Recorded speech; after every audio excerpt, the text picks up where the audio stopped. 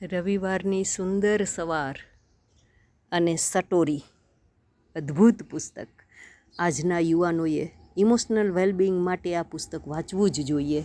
એના પાને પાને જુઓ. કોઈ સ્ત્રીને ચાહવા માટે એનું સુંદર હોવું જરૂરી નથી, બિલકુલ નહીં. ઉલટું એને ચાહ્યા પછી જ એ સ્ત્રી સુંદર લાગતી હોય છે. સુંદરતા તો પ્રેમ પછીની ઘટના છે. બીજું જુઓ.